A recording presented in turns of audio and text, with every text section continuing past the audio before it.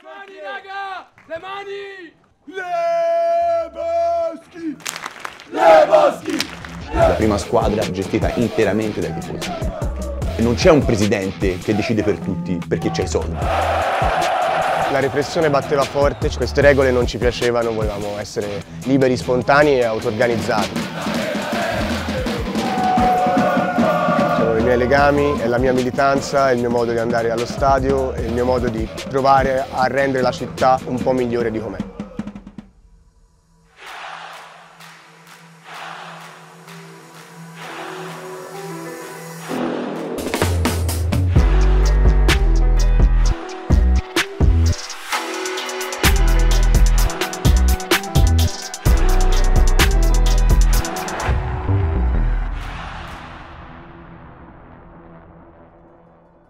Salut tout le monde, vous êtes dans COP, notre série sur les supporters de foot en Europe. C'est le 4e épisode et on part à Florence, en Italie, pour une immersion au cœur du tout premier club du pays, uniquement géré par ses supporters, le Centro Storico Les Boschi.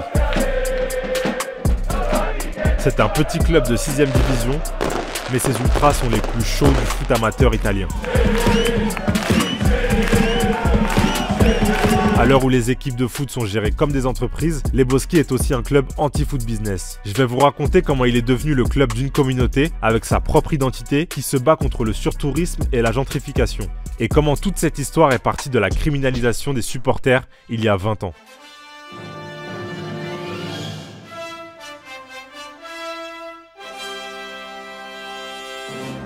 Sono immagini di guerra urbana, di guerriglia, di violenza, di scontri. Alla fine di tutto questo, per una partita di calcio, c'è un morto. Dans les années 2000, le football italien est malade de ses supporters. Chaque week-end, il y a des incidents dans les stades et en dehors.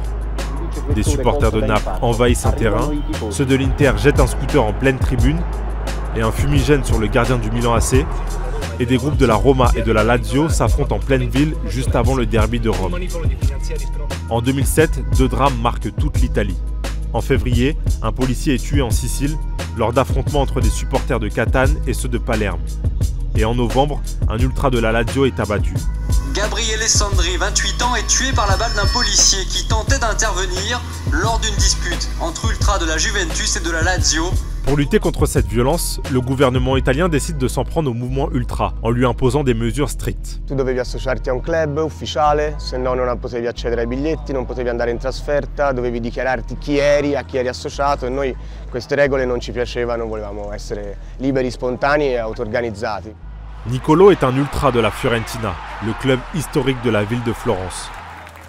Il est adolescent au milieu des années 2000. Au stade, il fréquente la Curva Fiesole, le virage des supporters les plus fervents.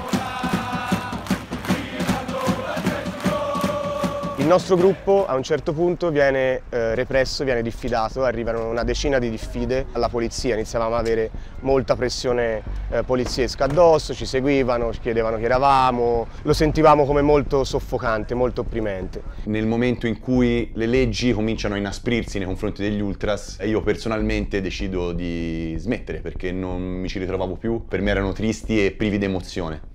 Cominciamo questa roba delle Boschi. Are you employed, Mr. Lebowski? Employed? You got the wrong guy, I'm the dude. The Big Lebowski, c'est un film des années 90 dans lequel le personnage principal se fait appeler The Dude. C'est un loser, un paresseux qui ne travaille pas et qui passe sa vie à jouer au bowling. Lebowski, c'est aussi le nom que s'est donné la pire équipe de foot de la ville. Un giorno si fa forca a scuola, ci si ritrova con questo giornaletto di calcio provinciale tra le mani e c'era un articolo sulle Boschi. Si legge questo articolo su questa squadra, ultima in classifica, media reti disastrosa, non ha mai vinto una partita. Beh, loro semplicemente erano gli scarti degli scarti degli scarti delle altre squadre che non trovavano spazio per giocare. À cette époque, on est en 2004.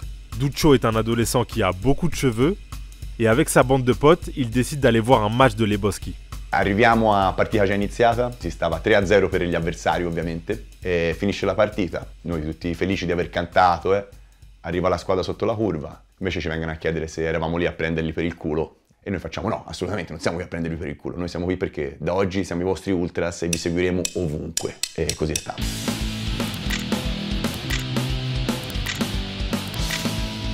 Dans le groupe, ils sont une quinzaine. Ils se font appeler les Drugati et chaque week-end, ils animent les rencontres de l'AC Leboski. E nel frattempo in città si spargeva la voce che c'era un gruppetto di pazzi che si andava a vedere l'ultima squadra della terza categoria. Venivano un po' di ragazzi un po' a giro della curva Fiesole, molti sono affezionati, molti sono fermati. E lì riuscivamo a fare il tifo, a stare insieme come piaceva a noi, senza regole, o se non le regole che noi stessi ci davamo.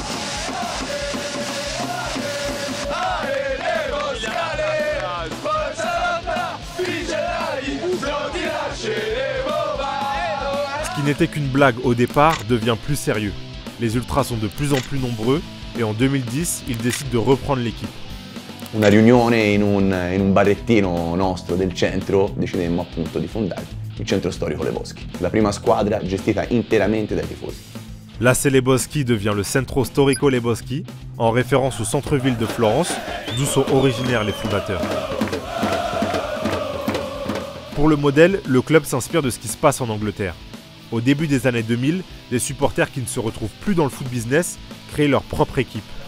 L'un des exemples les plus connus, c'est le FC United of Manchester, fondé par des fans de Manchester United en désaccord avec le rachat du club par une famille de milliardaires américains. Il presidente, uno di noi, il giardiniere, uno di noi, quello che raccatta i palloni, uno di noi. È una società totalmente orizzontale e non c'è un presidente che decide per tutti perché c'ha i soldi. Ci sono tanti tifosi e ognuno ci mette il suo, ogni testa un voto.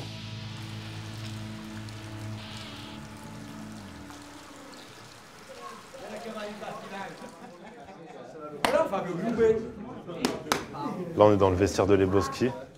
Ce soir, c'est un jour particulier parce que c'est le jour de l'Assemblée Générale. Donc, en gros, tous les membres de Leboski se réunissent, en tout cas ceux qui peuvent être là, et puis ils décident ensemble des directions du club, ils votent les choses. Parfois, c'est des trucs très administratifs, très chiants, et parfois, c'est d'autres sujets. Ce soir, je ne sais pas de quoi on va parler. Ça va commencer dans quelques minutes. Ogni socio che partecipa all'assemblea deve firmare, ci sono quasi 2000 soci. Vai, si inizia! Allora partiamo con una questione diciamo un pochino più burocratica perché abbiamo connessi con noi il nostro commercialista e il revisore per guardare il bilancio. C'è un piccolo calo sul fronte abbonamenti, abbiamo 25 abbonamenti in meno. Da questo bilancio, da questo stato di cose, noi sicuramente non troviamo risorse per la nostra socialità, per il nostro radicamento e per la nostra azione politica sul territorio. Devo dire che anche se non lo diciamo, comunque la politica la facciamo, è comunque innescare dei processi di cambiamento, di trasformazione. Firenze è una città che basa la sua economia sul turismo. À Florence, il y a une cathédrale, des statues, des musées et des touristes. Beaucoup de touristes. Il n'y a que 380 000 habitants, mais 16 millions de visiteurs par an. Et nous, on les a vus pendant le tournage. On était en plein mois de décembre et pourtant il y avait beaucoup de monde dans les rues. Nel centro della città non ci sono più residenti, non ci sono soprattutto più servizi per chi comunque vive all'interno della città. È una città che è diventata sempre meno accessibile ai fiorentini e alle fiorentine.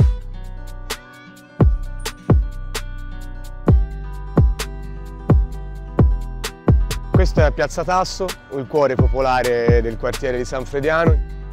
Tanti di noi sono cresciuti qua, questa piazza rappresenta tanto e come vedete è ancora una piazza che vive da sé. È ancora vera nel cuore della città, vetrina per i turisti, qua c'è ancora umanità. San Frediano, c'est le quartier populaire et anarchiste de Florence. Ici, dans les années 20, les habitants élèvent des barricades contre le régime fasciste de Mussolini, le dictateur italien. Aujourd'hui, le quartier se bat contre la gentrification et la hausse des loyers.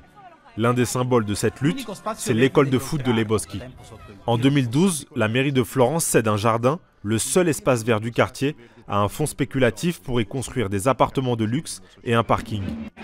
Avec les habitants du quartier, le club entre alors en résistance contre le projet, ils organisent des manifs et ils occupent le jardin menacé. Abbiamo iniziato a venire qua una volta a settimana con un po' di palloni a far giocare a calcio i bimbi e le bimbe, i ragazzi e le ragazze che all'inizio eravamo molto sgangherati, 2 istruttori che non sapevano niente e 7 bambini. Adesso siamo... Depuis, le projet immobilier a été abandonné et le jardin sert aujourd'hui de maison pour les jeunes. Quant à l'école de foot, elle a été baptisée du nom d'une figure du quartier et du club, Francesco Orlando, que tout le monde ici appelait Bolo. È un nostro carissimo amico che adesso non c'è più. Questo, mi emoziona a guardarlo. Un attimo, aspetta un attimo. Bolo, c'était un militant antifasciste qui fréquentait les squats du quartier. Il était impliqué dans toutes les luttes pour préserver l'identité de Sanfrediano.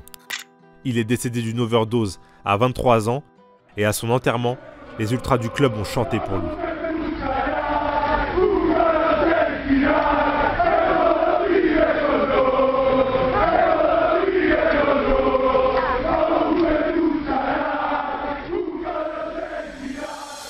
L'équipe première de Leboschi joue en Promozione, c'est la 6e division italienne. Et nous, on est allé voir si l'ambiance était à la hauteur de leur réputation.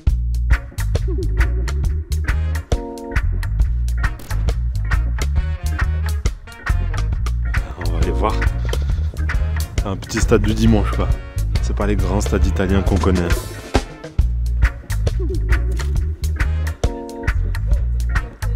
Là, on est dans la tribune, tout le monde se met petit à petit en place. Bon, par contre, il y a un truc, c'est que la Fiorentina, qui est le grand club de Florence, joue à la même heure que les Boschi.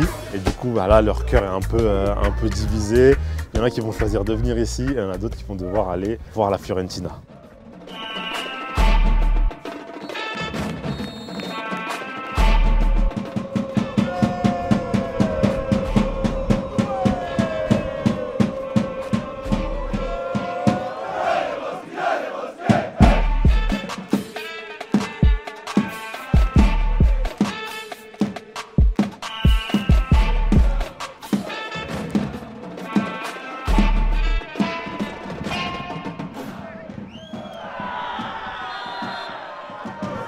Là, les Boschi viennent d'encaisser un but. Il y a 1-0 pour l'équipe adverse.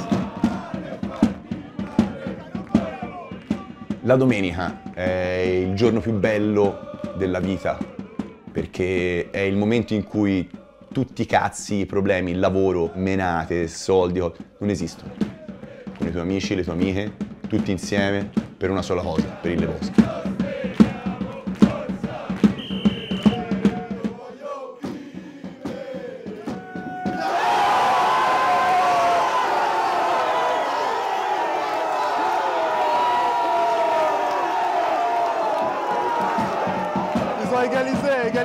Égalisation sur penalty.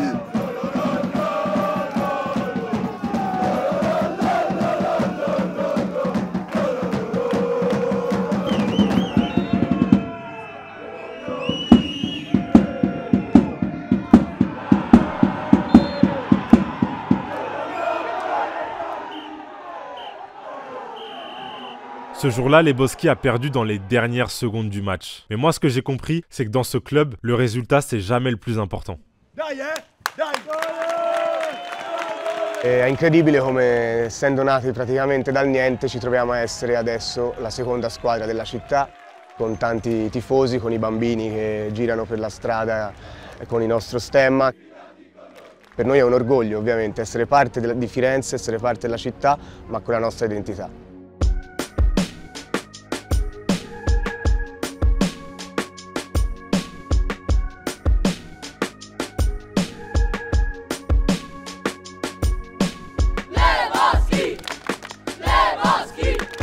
Voilà, c'est la fin de cet épisode. J'espère que l'histoire vous a plu. N'oubliez pas de vous abonner parce que la semaine prochaine, c'est le tout dernier épisode de COP. Et en attendant, la série est déjà dispo sur notre chaîne YouTube.